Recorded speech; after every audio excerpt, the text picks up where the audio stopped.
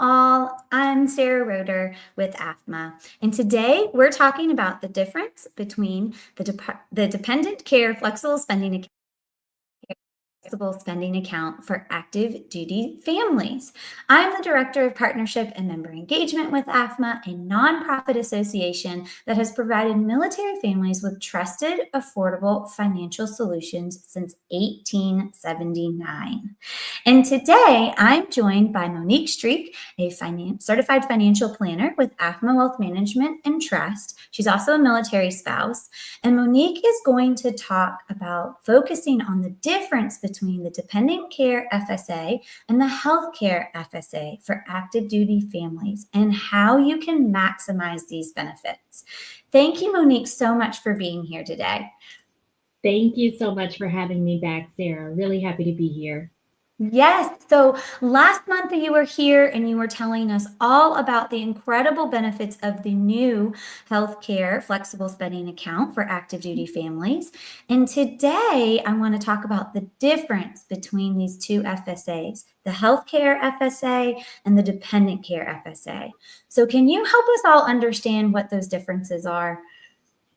Absolutely. So, first and foremost, your healthcare FSA and your dependent care FSA differ similarly in how they do in name, right? So, our healthcare FSA is a brand new benefit for military families. This is the first year that this is being offered to us, and it is for those healthcare expenses.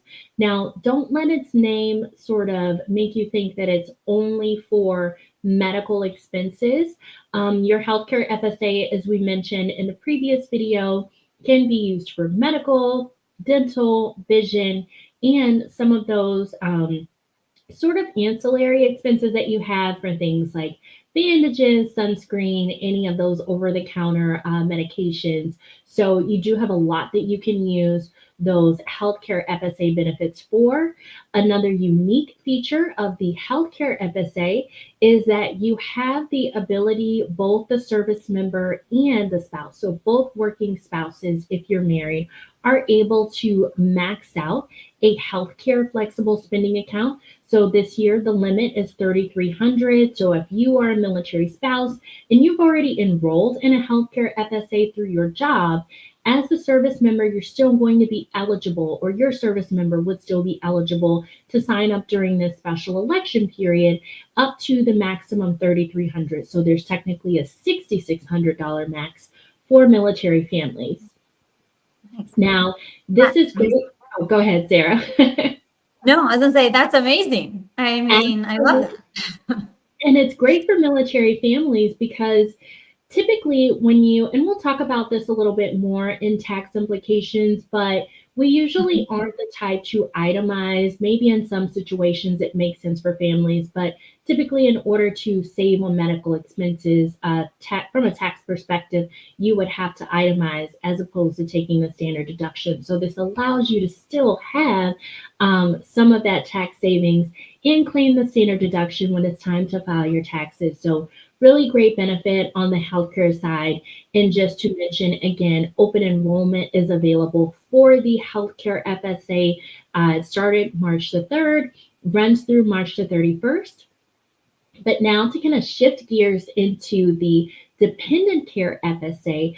So your dependent care FSA is basically there to allow both spouses to be able to work, or it's there to basically provide some type of child care or dependent care for any dependents that you may have so that you both can work. So the first thing is to make sure that you are both eligible, and the IRS provides a lot of key information on eligibility. Just to kind of give you an overview, as a spouse, you need to either be actively working part or full time, in school full time, or at least actively seeking work. So make sure that you do meet that eligibility criteria. Now, this one does differ from the healthcare FSA because you only get one household limit of $5,000 for married filing jointly. If you're married filing separately, that annual limit is only $2,500. So you want to make sure that you're having a conversation as a household about who's going to enroll in the dependent care FSA and how much you're going to contribute, because you do not want to exceed that household limit in any given tax year. So both are great benefits. Again, the dependent care FSA is allowing you to save on your child care expenses from a tax perspective.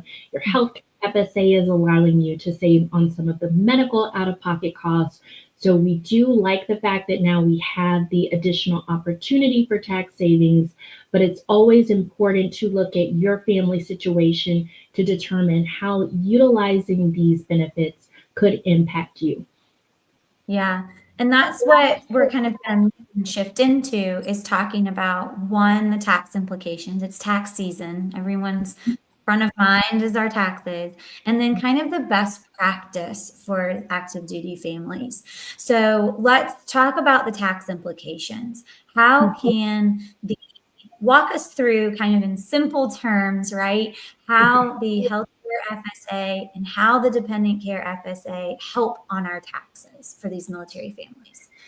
Sure. Well, I got a little bit ahead of myself with the healthcare FSA, because I did mention that typically if you wanted to deduct some of those medical expenses, you would have to itemize on your taxes.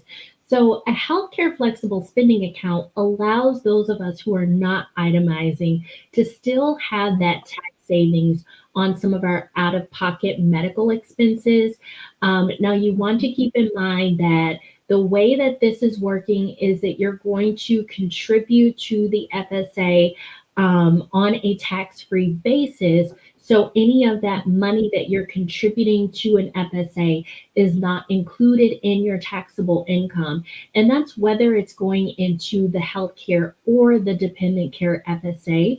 Now, you do want to speak with your tax professional, those families who may be taking advantage of the child and dependent care credit, because you could see some changes to that if you are utilizing a dependent care FSA. So oftentimes it makes sense to either talk with your tax professional or use some of the IRS calculators to determine whether it's better for you as a family to take advantage of an FSA or maybe the child tax credit, dependent care credit. That's really important, I think, because these two benefits, you can use them together. They are not one or the other, because they're servicing two different needs. And, when we talk about itemizing, right, that means keeping every single receipt for what you're using and then reporting that. And that's really hard sometimes to do. And so using this FSA allows you then to just say, hey, I can take this maximum amount and I can buy all the Band-Aids and sunscreen that I would like for this or whatever the use. And so that's really important. And then with the same thing with the dependent care FSA, it's coming off, right, our pre-taxes. And so it's lowering our taxable income. That's great. But making sure to mention that to whomever's helping you with your taxes is important, right? Because there's these other child tax benefits out there when surrounded around the dependent care. So you've brought up some really good points here about the benefits of and the application of these two benefits in real life, as well as what it does financially for families. And so in your opinion, what is the best practice for active duty military families who are considering one or the other or both of them? Yeah, so the first thing I will mention, Sarah, is that as a best practice, if you are using a flexible spending account, you are still going to want to keep up with some of the receipts. What I've seen in personal experience is that sometimes you may have to submit your receipt along with claims, or even if your provider offers you a debit card, they may ask for the receipt later, like, hey, we saw that you spent X amount and we just want, to upload that. We want you to upload that receipt. So you do want to make sure that you are organized and how you are keeping track of all of those expenses from the various FSA types. So if it's medical expenses on your healthcare side, or with your child, with the dependent care FSA, you want to make sure that you are keeping track of all of your dependent care receipts. Something else for military families to consider, again, just goes back into what I mentioned before. So, on the dependent care side, one, it's really important for us to make sure that we are eligible for that dependent care FSA. Being a military spouse, I know that our situations can change pretty rapidly and unexpectedly. And so, if you do anticipate some changes coming, you want to sit down as a family and talk about what you might want to do in terms of how you're utilizing these benefits. If there's going to be a change in your eligibility, you want to let the provider know, the FSA provider know, so that you're not, maybe contributing and you're not technically eligible. You also want to sit down and have those conversations about whether it makes sense for those where there are two working spouses. Whose benefits do we want to utilize? Because we talked about with the dependent care FSA how you would technically only have that one limit, combined limit between the two working spouses. So, does it make more sense in your situation if you have the civilian spouse use the benefit through their employer, or does it make more sense now to utilize the benefit through the service member? I will speak from personal experience and say that there have been times where, before this was an option for the service member to have the FSA, I wish that we could have enrolled in this benefit through my husband, because there have been times where we've relocated, which has meant that I've lost a job. And so, if I had something like a healthcare FSA, which is a use it or lose it benefit, I found myself having to use all of those FSA dollars before I left my job, which may not always be in December. A lot of times you PCS in the middle of the year in the summertime. So, instead of having through December to use those dollars like I originally anticipated, now I've got to figure out how I'm going to use everything by June.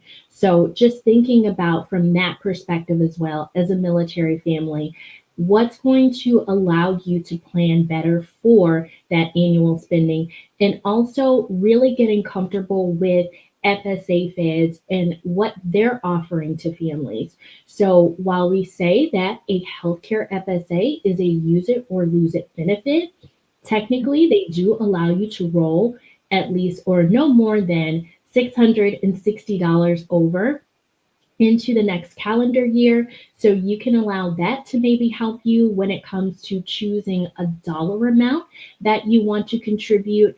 And since I mentioned dollar amounts, that's probably the most important piece when we're talking about planning and best practices.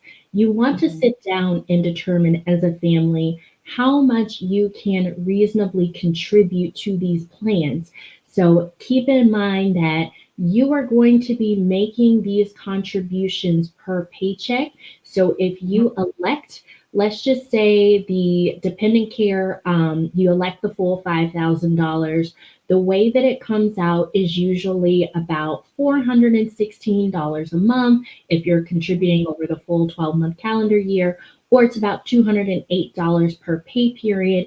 So if that feels like that's going to be too much strain on your budget, then we would want to bring that amount down into something that's comfortable. Now, I can tell you, luckily, from going through the FSA Fed site, it looks like they do allow you to see how much you're going to be contributing per pay period. Just keep in mind that their definition of a pay period is monthly, and most active duty families receive 2 paychecks per month. So you can still take that monthly amount and divide that by 2, and that's how much you would see coming out on the 15th and end of month, or 1st and 15th. Yeah, this is such good information. Okay, so best practices. I want to get organized, right? Still got to keep my receipts. Want to get organized. But I want to make sure that as a family, we're picking the right limit. So, something I think that you talked about that maybe people might not know is that you don't have to take the full amount, right? You don't have to elect for the full FSA amount. You can elect what's right for your family and what that means for your paycheck every month as you're contributing. We had a great question come in about what happens to the unused funds at the end of the year. And you happen to address that in that some of it rolls over $660. So keep that in mind as you're planning and budgeting for how much should we be contributing on the front end for our paychecks to this. So I think that's an important point, is that it's a use it or lose it, but you get a little leeway there to roll some funds over, which is nice. Is that correct?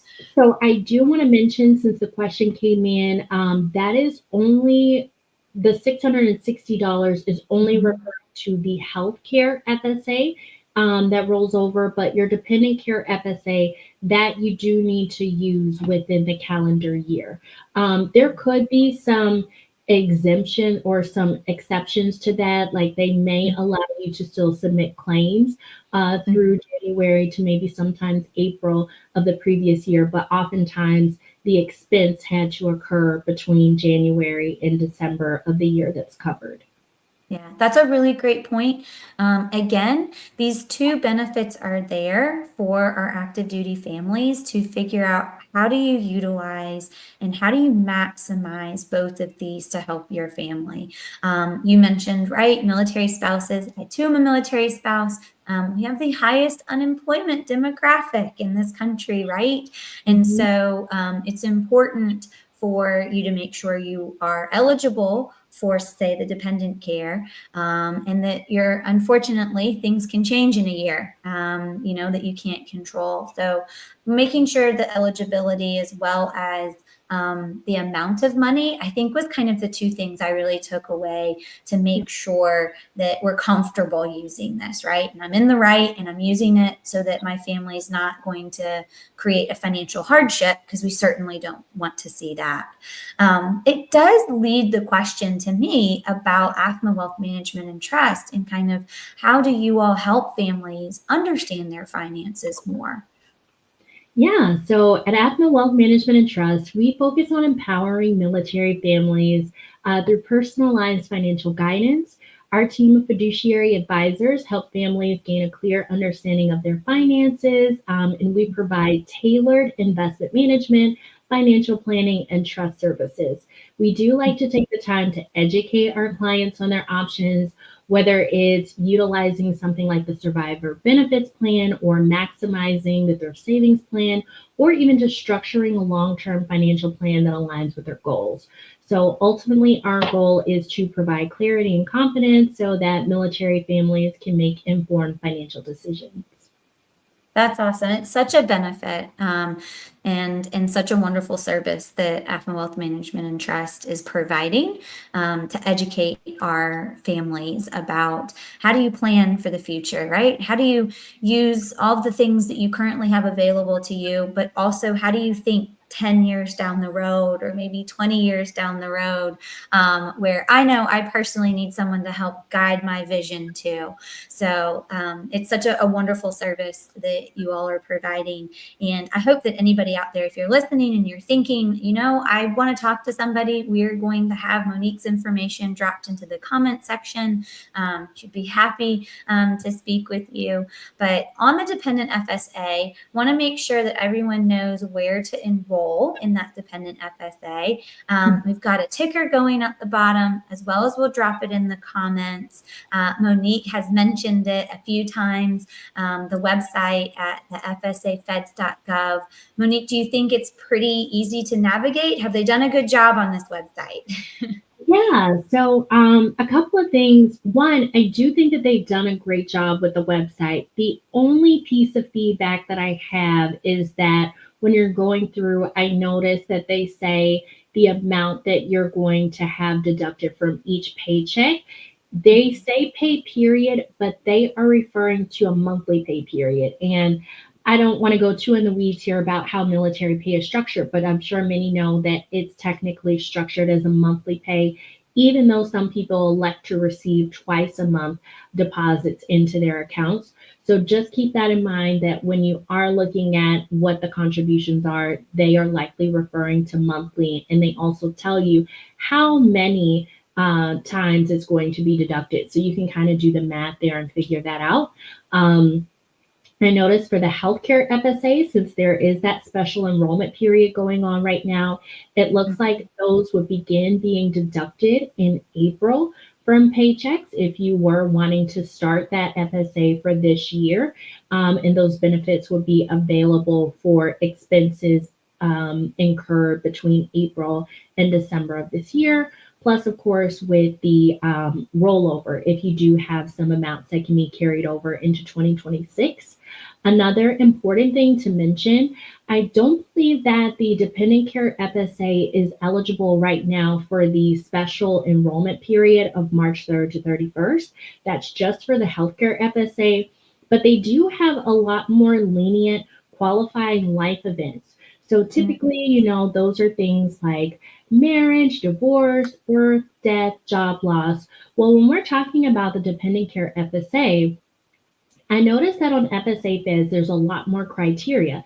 You could have something as simple as a change in your childcare rate. You could have a change in your hours that you're working. So if you have, reduced your hours from full-time to part-time, if you have maybe reduced the hours that you're taking your child to the facility, you change the childcare facility. So there are a lot of things that would allow you to pick up and start using that FSA mid-year. So always go in and check to see if you qualify.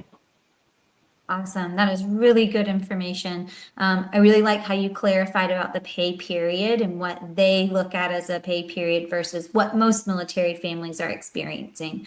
And that's really important for budgeting purposes. So I want to thank you again, Monique, for being here today, for bringing your subject matter expertise to this subject. And thank you so much for what you're doing for our military families.